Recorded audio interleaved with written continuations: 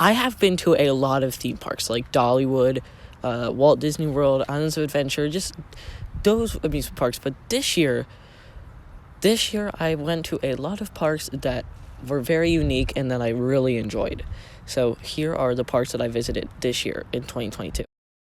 Starting off the list is a park that I have visited a ton in my lifetime, and that is Knoebels Amusement Resort in Ellisburg, Pennsylvania. Knoebels is a family-owned amusement park, and usually family-owned amusement parks are really known for their charm, and this park is no exception. Knoebels is always full of life, even if it's not any crowded day. It's just always just full of life, and that's just what I like so much about it. But anyway, let's get into my experience this year with Knoebels. This year when we went, the park was moderately crowded and all the rides were running super well. But sadly, Black Diamond wasn't operating, so we didn't get to experience that this year. Flying Turns and Phoenix especially were just hauling. In Phoenix, oh my goodness, where do I get started with this ride? You have to ride this thing at night, because it provides some of the best airtime in the game. Overall, Knoebels was probably the same as usual in park experience. Up next, we have one of my all-time favorite amusement parks, and that is Hershey Park in Hershey, Pennsylvania. I went many times this year, and this year just blew me away with all the new announcements and dark nights and just everything. This year was so awesome to go to Hershey Park. I have no words. Everything was running way better than normal, and I just feel like the park was just so alive. I know I said that with Knoebels too, but it's kind of true. I mean, with the COVID stuff mostly behind us, actually, I don't know about that, but with the restrictions loosening at theme parks, I feel like they just seem so much more alive than normal. Anyway, Hershey was amazing as always, but let's move on to the parks that I visited for the first time this year, and that literally blew my expectations out of the water.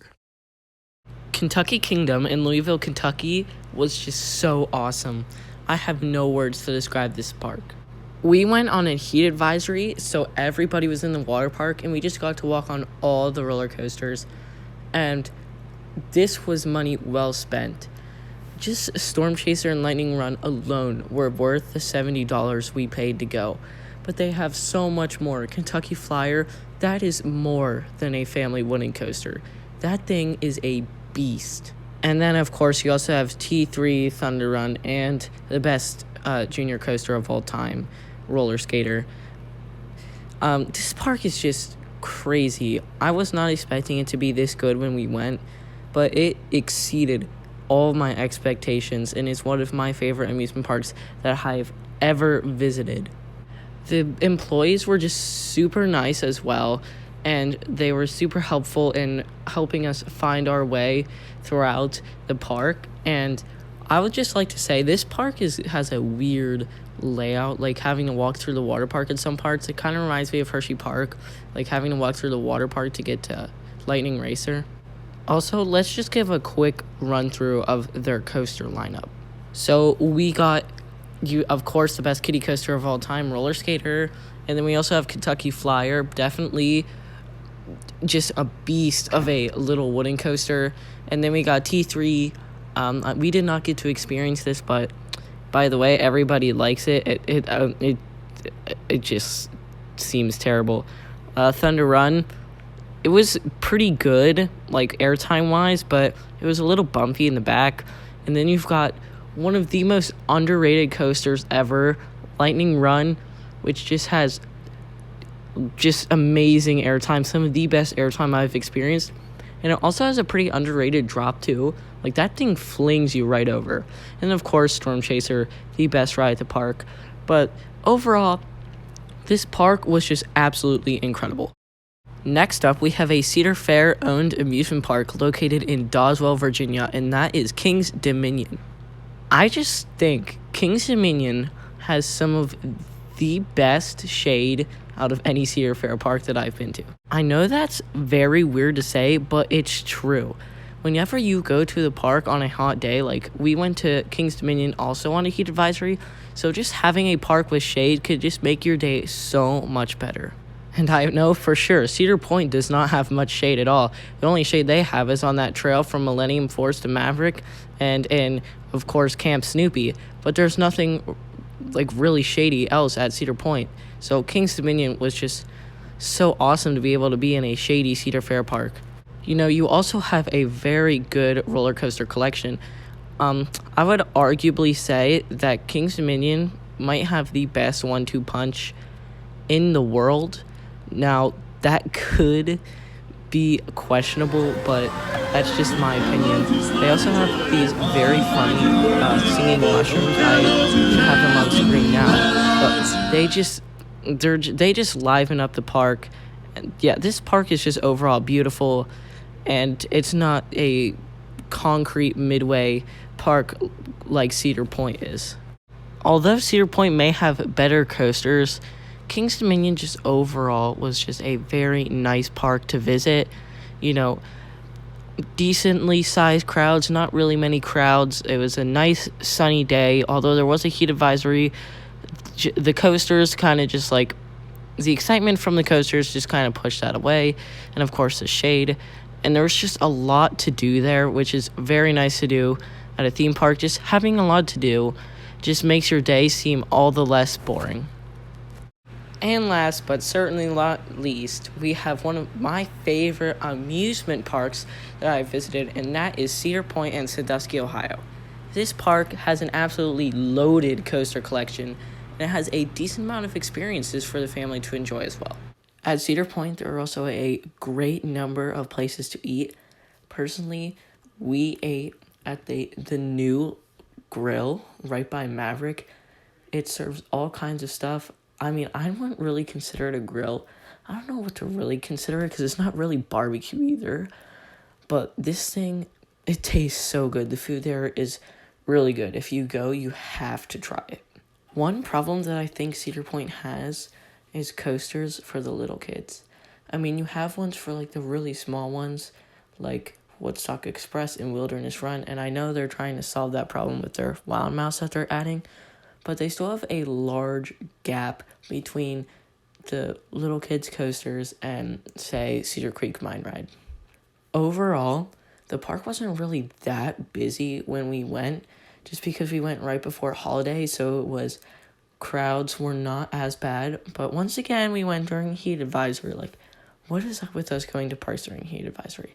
I don't know, but that made the crowds just not as crowded on top of that, which meant we could only wait maybe half an hour for Maverick, and at most an hour for Steel Vengeance, and that was because it just opened.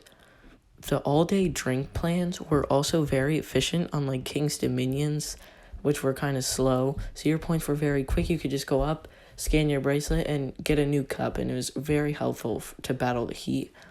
And the roller coasters, once again, going back to the roller coasters, they are just so good, and they're worth making the trip alone. But now I'm going to start talking about the things that Cedar Point offers that aren't roller coasters. Cedar Point offers many just attractions that aren't roller coasters, like a train that goes all the way around the back of the park that gives you great views of Millennium Force and Steel Vengeance. You also have a sky ride, which takes you up the first half of the park.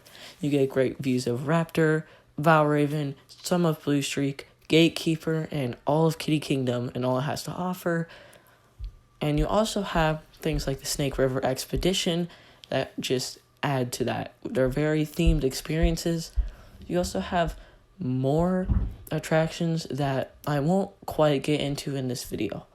Even though Cedar Point isn't technically a theme park, it still feels like you're on vacation when you visit, and that's because of all the experiences that Cedar Point has to offer. For us personally, we stayed at the newly renovated Castaway Bay Resort. If you've ever been to a Great Wolf Lodge, it's pretty much a smaller version of that. If you don't know what Great Wolf Lodge is, it's pretty much an indoor water park and hotel combined. So Castaway Bay was a nice addition to the already stacked lineup of attractions that we had going into this weekend.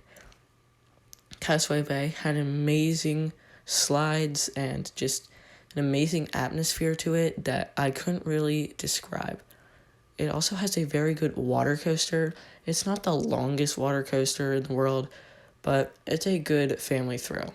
It's just the little things like those that make Cedar Point really special.